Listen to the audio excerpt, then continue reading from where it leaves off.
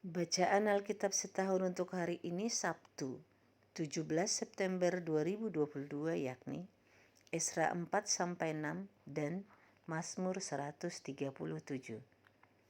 Esra 4. Ketika lawan orang Yehuda dan Benyamin mendengar bahwa orang-orang yang pulang dari pembuangan itu sedang membangun bait suci bagi Tuhan Allah Israel, maka mereka mendekati Jerubabel serta para kepala kaum keluarga dan berkata kepada mereka, "Biarlah kami turut membangun bersama-sama dengan kamu, karena kami pun berbakti kepada Allahmu sama seperti kamu. Lagi pula, kami selalu mempersembahkan korban kepadanya sejak zaman Esarhadon, Raja Asyur, yang memindahkan kami kemari." Tetapi Jerubabel, Yesua dan para kepala kaum keluarga orang Israel yang lain berkata kepada mereka, "Bukanlah urusan kita bersama, sehingga kamu dan kami membangun rumah bagi Allah kami, karena kami sendirilah yang hendak membangun bagi Tuhan Allah Israel, seperti yang diperintahkan kepada kami oleh Kores, Raja negeri Persia." Maka penduduk negeri itu melemahkan semangat orang-orang Yehuda dan membuat mereka takut membangun. Bahkan selama zaman Kores, Raja negeri Persia, sampai zaman pemerintahan Darius, Raja negeri Persia, mereka menyogok para penasihat untuk melawan orang-orang Yehuda itu dan menggagalkan rancangan mereka. Pada zaman pemerintahan Ahasiweros, pada permulaan pemerintahannya, mereka menulis surat tuduhan terhadap orang-orang yang telah menetap di Yehuda dan di Yerusalem. Dan pada zaman Artasasta, ditulislah surat oleh Bislam, Mitredat dan Tabeel, serta rekan-rekannya yang lain kepada Artasasta, Raja negeri Persia. Naskah surat itu ditulis dalam bahasa Aram dengan terjemahannya dalam bahasa Aram. Rehum, Bupati dan Simsai, Panitera telah menulis surat terhadap Yerusalem kepada Raja Artasasta yang isinya sebagai berikut.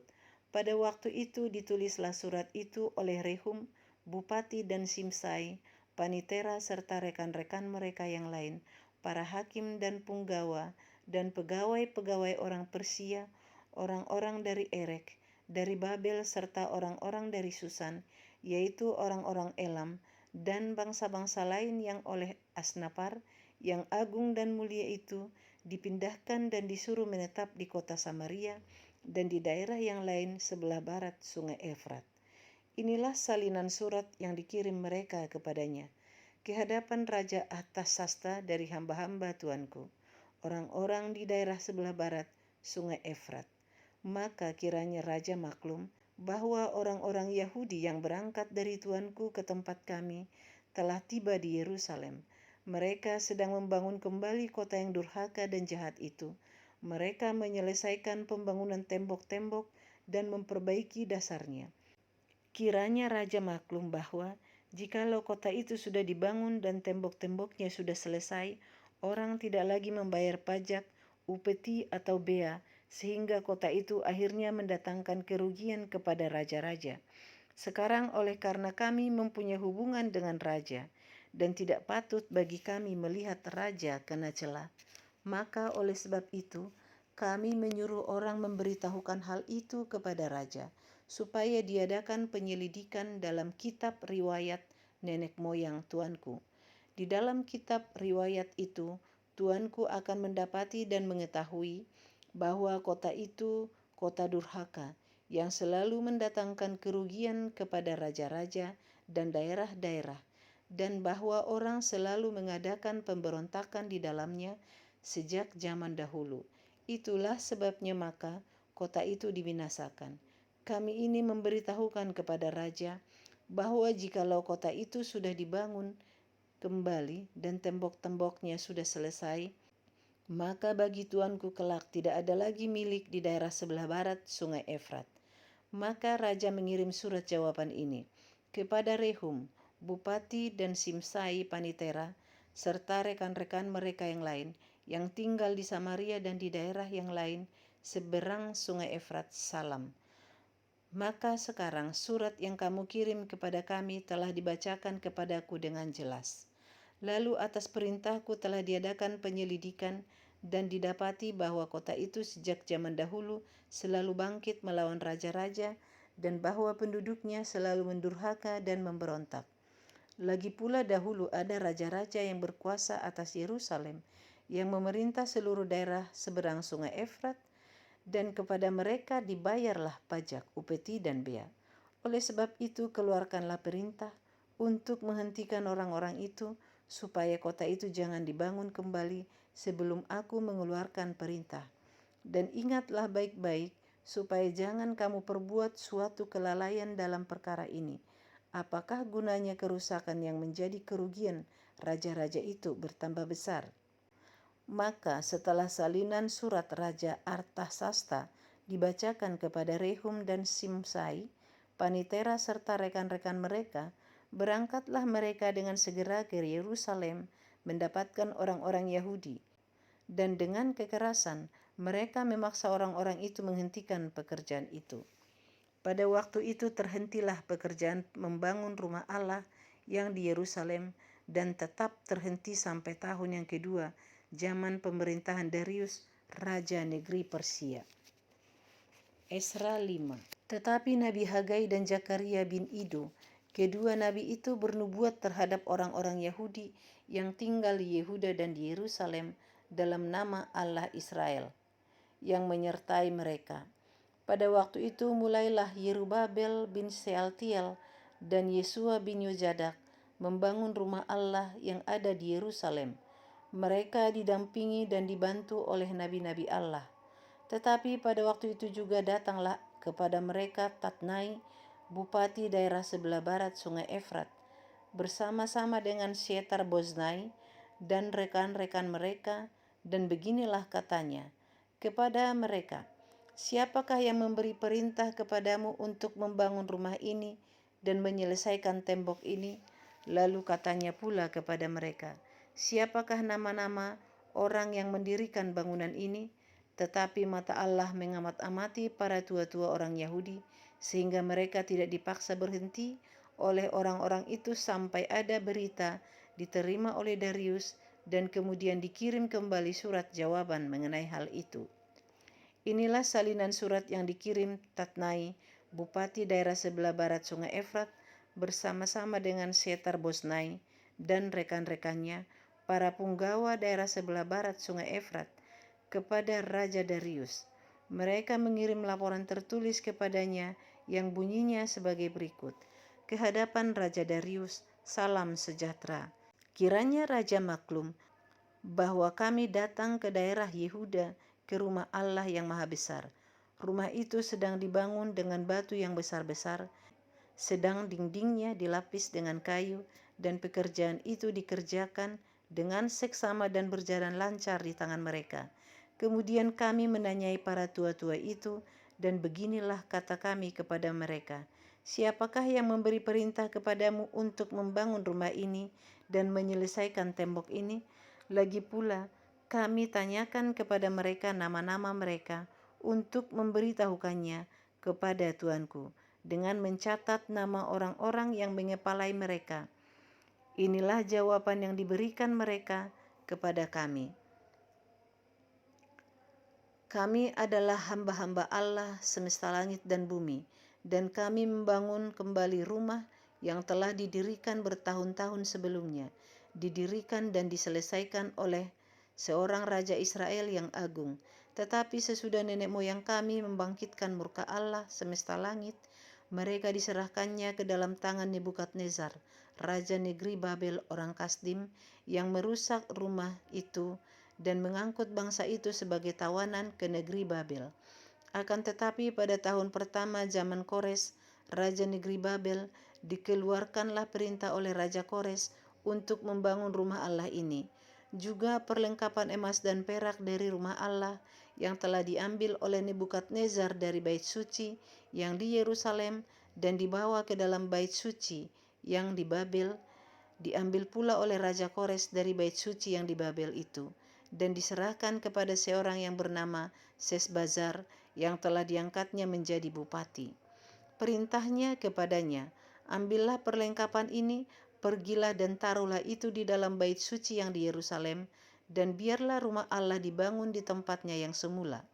Kemudian datanglah Sesbazar meletakkan dasar rumah Allah yang ada di Yerusalem. Dan sejak waktu itu sampai sekarang dikerjakanlah pembangunannya, hanya belum selesai. Oleh sebab itu, jikalau dianggap baik oleh raja, maka hendaklah diadakan penyelidikan di dalam gedung perbendaharaan raja di sana.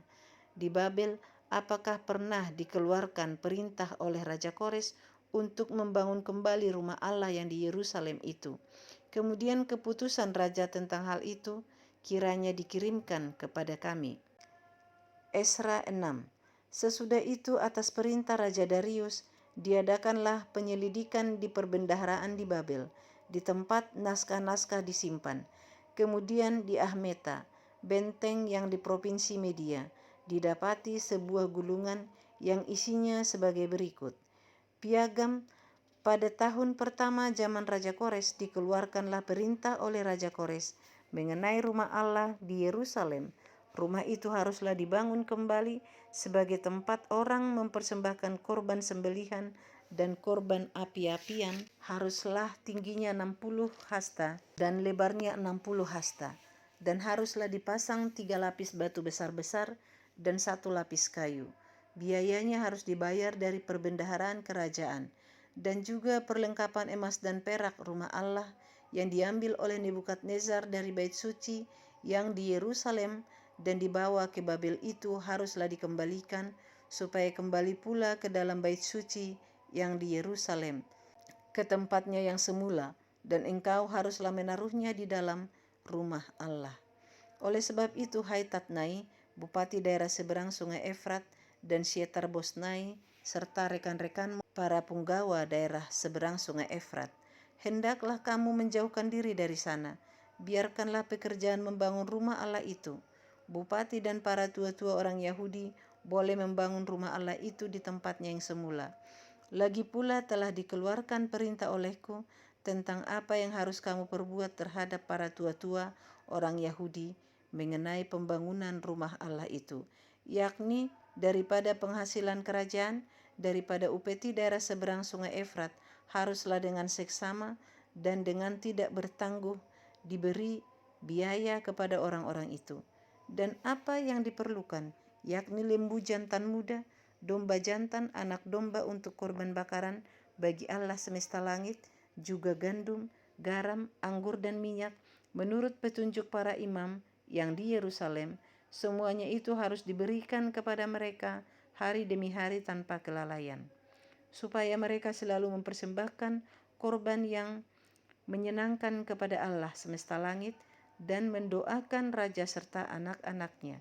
Selanjutnya telah dikeluarkan perintah olehku supaya setiap orang yang melanggar keputusan ini akan dicabut sebatang tiang dari rumahnya untuk menyulakannya pada ujung tiang itu, dan supaya rumahnya dijadikan reruntuhan oleh karena hal itu.